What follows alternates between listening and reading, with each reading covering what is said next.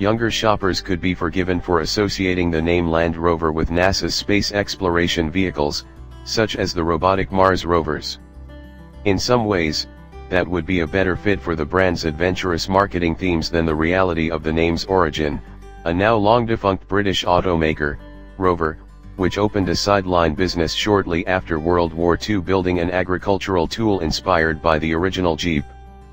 The new Land Rover Discovery is, in character, comportment, and actual hardware, a major departure from those origins and instead an heir to the brand's upscale Range Rover model. This new Discovery resembles the Range Rover much more than it does the original Land Rover or even the first 4 generations of the Discovery model. The first 2 were sold here under that name, but the next 2 were called the LR3 and LR4 because, just because. This 5th-gen Discovery is built on the same aluminum-intensive architecture that underpins the Range Rover and the Range Rover Sport.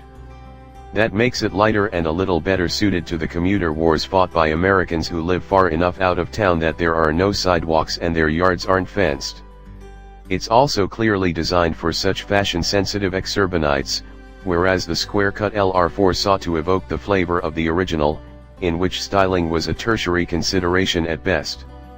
The upshot is that, especially in the top house luxury trim level of our test example, the new Discovery slots right in behind the Range Rover, as that brand moves ever further upmarket.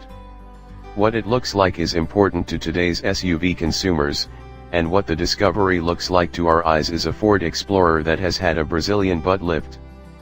Ford unabashedly cribbed Range Rover styling themes for its latest Explorer, so who's stealing what from whom makes for interesting chatter over a glass of Chardonnay but doesn't much matter otherwise. Part of the resemblance traces to the slanted C-pillar, a departure from Land Rover's past practice but utterly mainstream among today's SUVs. The Discovery makes a concerted effort to conceal the rearmost D-post and create the appearance that the roof is cantilevered over the liftgate, and this works especially well with a contrasting roof color, such as the black one on our silicon silver example. It all looks so of the moment that we wonder if it won't scream 2017 before the buyer has paid off a 6-year note. Inside, this Discovery lived up to its house luxury labeling with lots of leather slathered over all 3 rows of seating. The rearmost is optional on lesser trim levels but standard here, power assist for nearly everything imaginable, and even a sizable cooler compartment in the front center console.